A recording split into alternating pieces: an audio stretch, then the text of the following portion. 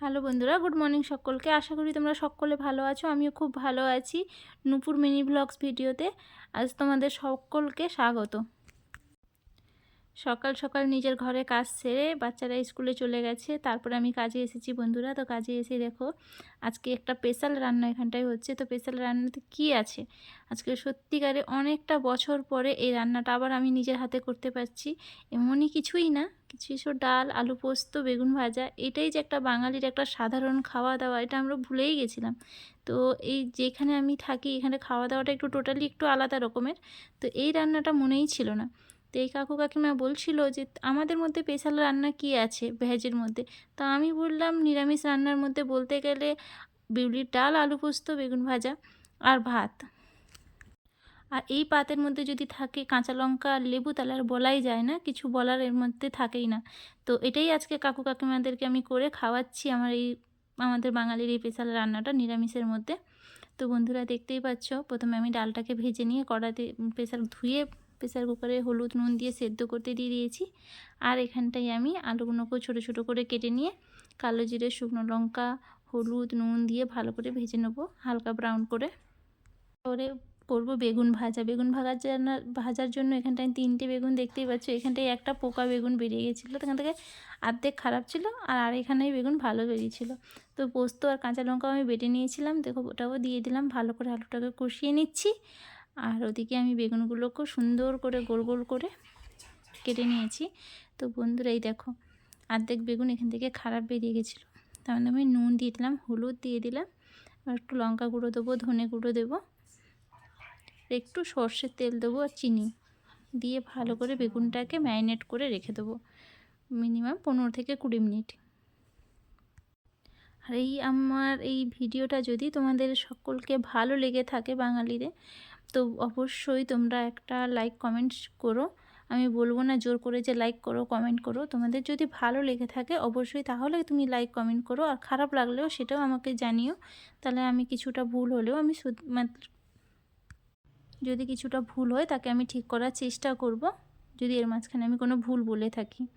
আর অল্প একটু ঘি দিয়ে দিলাম আমি, আর ওপর থেকে 3-4টে কাঁচা লঙ্কা আমি চিড়ে রেখেছি, সেটাকেও আমি দিয়ে দেবো। আলু পোস্ত আমার রেডি হয়ে গেছে বন্ধুরা। তোমরা অবশ্যই সকলে ভালো থেকো।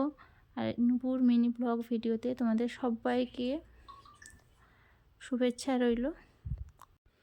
জানি আমি অনেক কিছু উল্টোপাল্টাই দেবো। আলু পোস্তটা রেডি হয়ে গেছে আর উল্টোপাল্টা আমি বলেও দিয়েছি, তার জন্য আমি ক্ষমা চেয়ে নিচ্ছি। তো এখানে দেখো ডালটা সেদ্ধ হয়ে গেছে, আর আদা আর মৌরি এর মধ্যে যাবে ফোড়নেও যাবে। তো বাটবো আমি কিসে, তো ওখানটায় বন্ধু আমি একটা শিল, এতদিন পরে একটু শিলও আজকে ব্যবহার করতে পেরেছি, খুবই খুশি লাগছে। দেখো শিলের মধ্যে আদা মৌরি আমি বেটে নিয়েছি, এটাকে আজ ফোড়নে দেবো। শুকনো লঙ্কা, তেজপাতা আর মৌরি এই কড়াইতেই আমি ফোড়নটা দিয়ে দেবো। তো এখানে শুকনো লঙ্কা দিয়েছি, তেল দিয়েছি, তেজপাতা আর মৌরি ফোড়নে দিয়ে আদা মৌরি বাটাটাকে আমি দিয়ে দেবো। আর ওর মধ্যে একটুখানি আমি হিং দেবো। তো এর মধ্যে অল্প হলুদেই ডালটা হয়েছে, বেশি হলুদ দিইনি, কেন ডাল আমরা বাঙালিরা সবাই জানো যে এই তো ডাল বা তরকারিতে হলুদটা একটু কমই থাকে। তো এখানে ডালটা আমি ফোড়নে ঢেলে দিলাম। তো ডালটা ভালো করে ফুটিয়ে আসবে। তো বন্ধুরা দেখো ডালটা আমি ঢেলেই দিয়েছি, ভালো করে কুকারটাকে ধুয়ে আর একটু জল দিয়ে দেবো এর মধ্যে। তো ওই জন্য অনেক, তোমরা অবশ্যই আমাকে জানিও ভিডিওটা কেমন লাগলো, এই আশাই থাকবো। তো বন্ধুরা ডাল হয়ে গেছে রেডি। আর এখানটা আমি বেগুনগুলোকেও ভেজে নেবো এরকম করে। ফ্রাইং প্যানের মধ্যে আমি তেল দিয়ে দিলাম, এতটা তেল দিয়ে এবার যে বেগুনগুলোকে ম্যারিনেট করে রেখেছিলাম এই বেগুনগুলোকেও আমি একটা একটা করে এরকম করে পুরো বেগুনটাই এর মধ্যে একসাথেই ভেজে নেবো। আর একবার বলছি, যদি ভিডিও ভালো লাগে অবশ্যই আমাকে জানিও, আর যদি ভিডিওর মধ্যে আমি কিছু ভুল বলে থাকি সেটাও অবশ্যই আমাকে জানিও, আমি পরে ঠিক করে নেব। বন্ধুরা তোমরা সকলে ভালো থেকো। আর একটা কথা হলো, যেটা মানুষ এখানে দেখো আমি আটা নিয়েছি, রুটিও হবে, যে ভাত খাবে না সে রুটি খাবে, তো আমি আটাটাও নিয়ে মেখেও নিচ্ছি এখানে বেগুনটা ভাজতে ভাজতে। অনেক সকালবেলাটা অনেকটাই কাজ থাকে, সেই কাজগুলোকে সেরে উঠতে উঠতে কতটা টাইম যে চলে যায় সেটা বোঝাই যায় না। তো বন্ধুরা তোমরা সকলে ভালো থাকো, এটাই সবসময় বলি আমি।